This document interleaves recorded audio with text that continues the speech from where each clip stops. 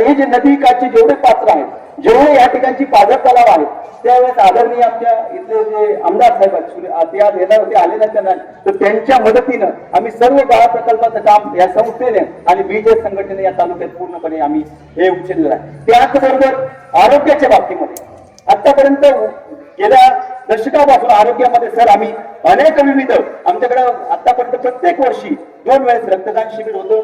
आम्ही I donation ही आज चौधरी साहेबांना आम्ही भेटलो आणि चौधरी साहेबांनी सांगितलं की नेत्र लयाचं काम वरतून आलेलं आहे आणि हा प्रकल्प तुम्हाला राबवायचा. सर तुम्हाला सांगायला आनंद वाटतो की आनंद ऋषी जे नेत्रालय आहे या ठिकाणी दर रविवारी आम्ही हा कॅम्प घेतो आणि आमचा विजनच असा आहे की हा तालुका मोतीबिंदू मुक्त करायचा आहे.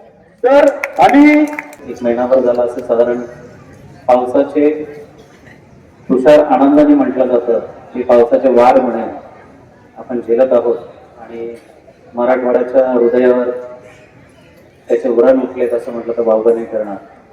आणि या पुराणी इतकी भयानक परिस्थिती आपण सर्वांनी अनुभवलेली आहे.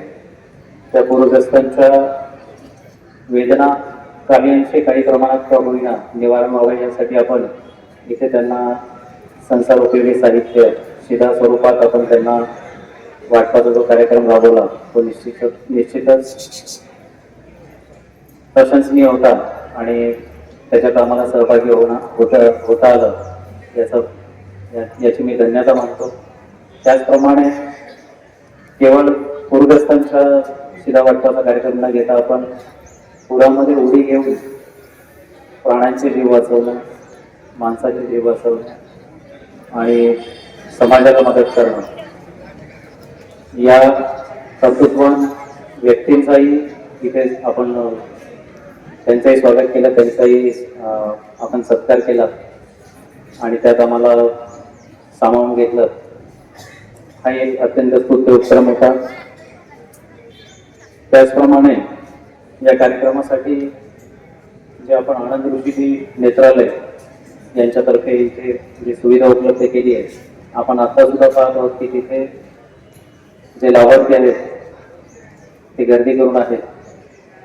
हीच या कार्यक्रमाची पावती आहे की गरजूंसाठी हा कार्यक्रम आपण इथे राबवत आहोत. या सर्व समाजातील तळागाळातील लोकांना